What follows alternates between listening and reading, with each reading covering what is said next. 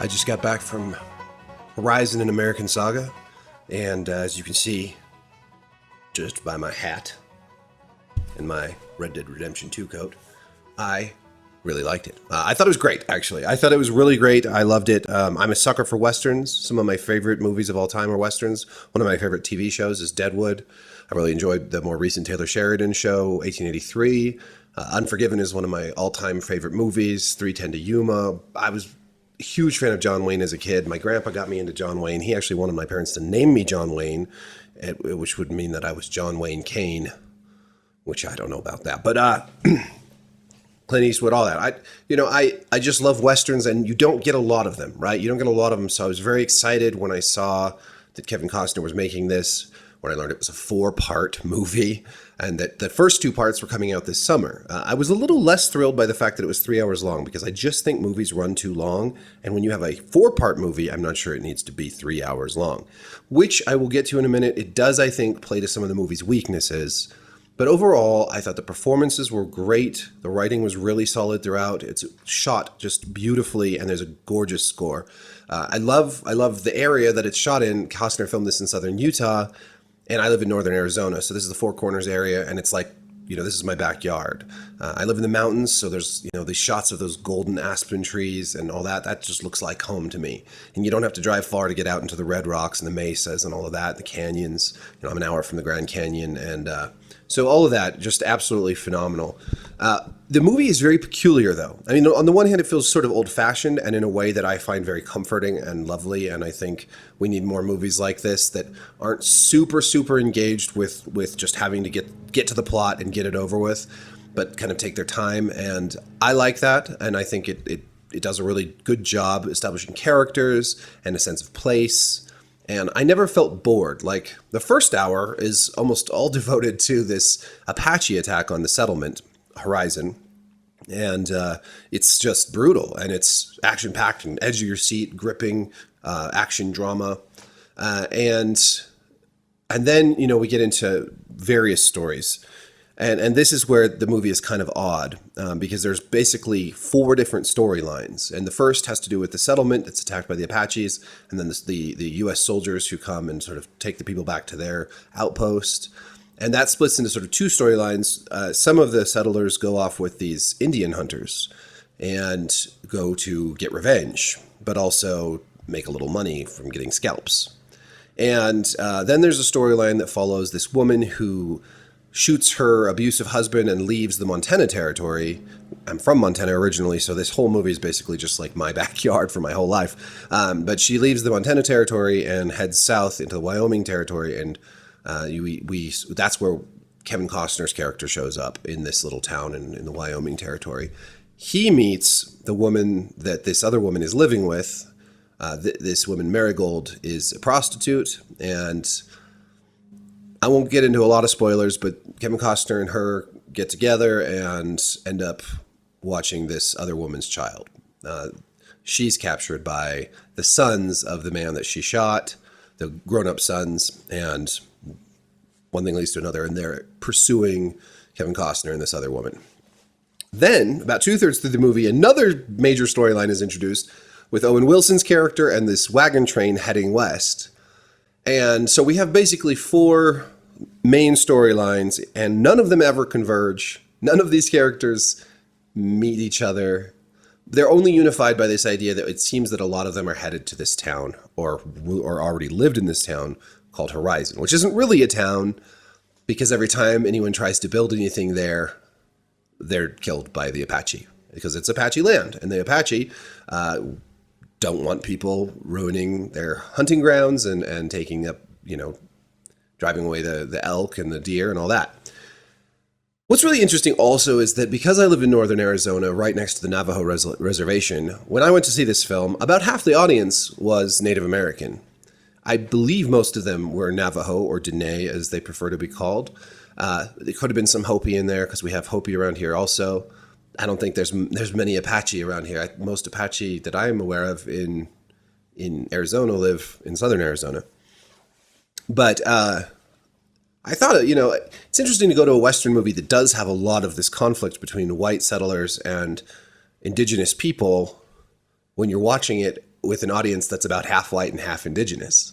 And everybody seemed to like it. I mean, who knows? I can't tell. And I do think Costner handles the Native American characters with depth and grace.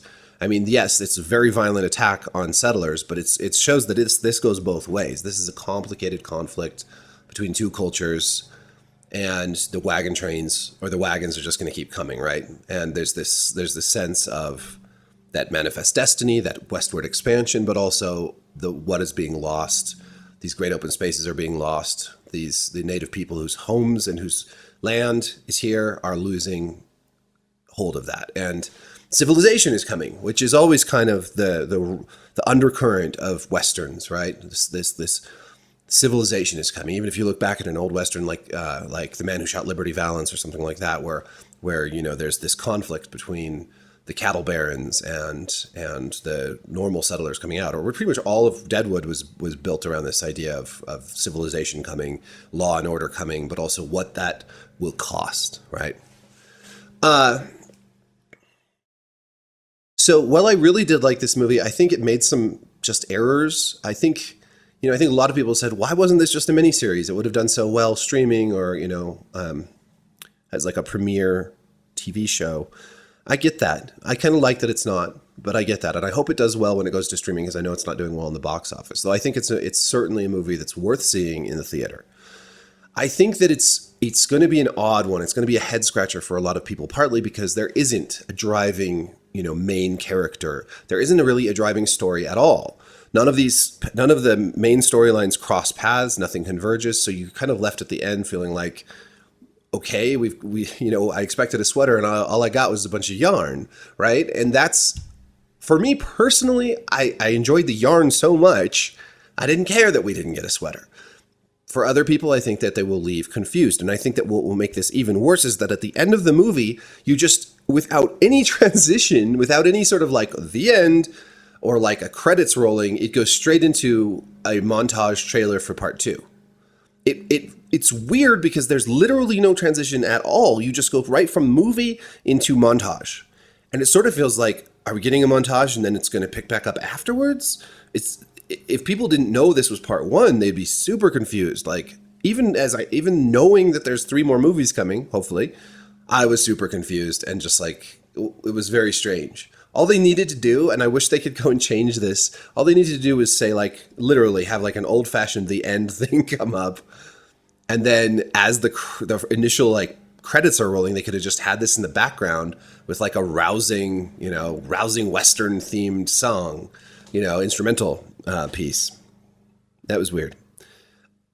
I think Costner did a great job. I think, I'm curious about his character. I really you don't really feel like you know very much about his character by the end of the film. Partly because there's so many pieces in this film, like there's so many big storylines and so many characters that it's hard to get to know a lot of them. And I think they should have left the wagon train storyline, the Owen Wilson. I think they should have saved that for the second movie. I really do. I think it would have been better to introduce that later. There wasn't enough time, even in 3 hours, to really flesh everything out. And it was confusing to have so many different threads going, right? This is compounded by the fact that it's hard to tell how much time is passing in any given storyline, because some storylines it feels like not a lot of time has passed, but in other ones it feels like a lot of time has passed. And so it's hard to get a sense of time. You get a sense of place, but you don't get that sense of time as well. So like, for instance, in the Apache one, when they go off with the soldiers, in one scene, the mother and the daughter are like introduced to people and they're getting to know this new place. And in another scene, not long afterwards, in the film, but not in the timeline, a lot of the soldiers are headed back to fight in the Civil War. And the little girl's super upset by this. Like, she's gotten to know these people really well, but she hasn't gotten to know them on film really well. This is just implied. And I feel like more time should have been spent with these characters in these storylines to build those characters and those relationships, rather than introducing another storyline that could have been saved for part 2. The editing at times just makes it feel a little janky with the pacing. At the same time, I will say that I was never bored. that I genuinely enjoyed each of these storylines a great deal. I really did. I found myself on the edge of my seat through some of it. Some of it was surprisingly funny. Merle from The Walking Dead is in there as a sergeant at the outpost. That was fun. There's a great cast. Some of them I've never seen before. I thought both the brothers that were sent after the woman from Montana, both these sort of like they're part of this Sykes gang or whatever. I thought they were both great. The older brother especially had a lot of presence. He was very big and very frightening. The younger one was all mouth, all talk, and there was, after that first Apache raid, there wasn't a lot of like shootouts or anything like that, but there was a lot of good drama, a lot of good character development, and overall, I'm very glad I went to it in theaters, and I do think that if you're the type of person who enjoys a more artistic or poetic view of the West with a lot of character development and just a sprawling story, and you don't mind that it sort of takes its time, that it doesn't really go anywhere, that it's all building up, that it's a whole movie sort of devoted to setting the stage for what's to come, go see it. I think you'll really enjoy it. And I think that, when all of these are out and everything does come together and all these moving pieces do finally come together and all the characters converge in different ways and that we don't know what to expect, I think it could be one of the most epic Westerns ever made. Absolutely. Right there with like Lonesome Dove and whatnot. We shall see. I don't know. Part 2 will be very revealing. It looks like a lot more action in part 2. Although there was the Apache, I got to emphasize the Apache attack was huge. It was a ton of action, but there looks like there's a lot more going on in part 2, just based on the weird ass trailer at the end of this one. And I am very excited to see it. I'm really, really glad I went to the movies to see this one. And I hope Kevin Costner, who spent $38 million of his own money, I hope he can get the funds to make this whole quartet. Who makes 4-part movies anymore? How epic is that, right? It's not, the reviews I think are really low for this. 40% is just super, super low. I think a lot of critics didn't really know what they were getting into or don't really I don't know. I think if you're just judging it as a singular film, sure, it doesn't go anywhere. Like how do you really judge this as a singular film? I'm judging this, I think, as part 1 of a multi-part story, and as it is a very enjoyable film. Now, also, I would say that a lot of this stuff could probably have been done as just backstory that didn't even have to be in the movie. I mean, a lot of this could just be, okay, here's our characters, here's what happened to them, now let's start the movie here, or just start halfway through a lot of these stories. But who knows? Who knows? It's too hard to say. The movie is only 1/4 of the way through, right? The story is just getting started. So it's different. And you know what? There's so much samey crap coming out of Hollywood these days. There's so much boring, predictable, formulaic shit. Something like this feels both old school and vintage in a oddly comforting way, but also totally outside of what you'd expect, unexpected and new at the same time. So that is refreshing, and I genuinely enjoyed it. And I dressed up for this video. Clearly, I enjoyed it. I mean, I'm not saying I will continue to dress up for all my videos, but if maybe if I'm doing a House of the Dragon one and I show up in a suit of armor with a sword or maybe 2 swords, well, don't be surprised. I'm trying not to cut myself on these. These are very sharp. Yeah, but that's next. I will have some House of the Dragon stuff up for you for episode 3, which comes out Sunday evening, and I've seen it, and I'm eager to talk about that as well. So, if you've seen if you've seen Horizon, an American Saga, not Horizon Zero Dawn, if you've seen Horizon, let me know in the comments. I'm curious to hear what you think of it. It's certainly something worth talking about. And be sure to like, subscribe, hit the notification bell. Thank you for watching. Peace.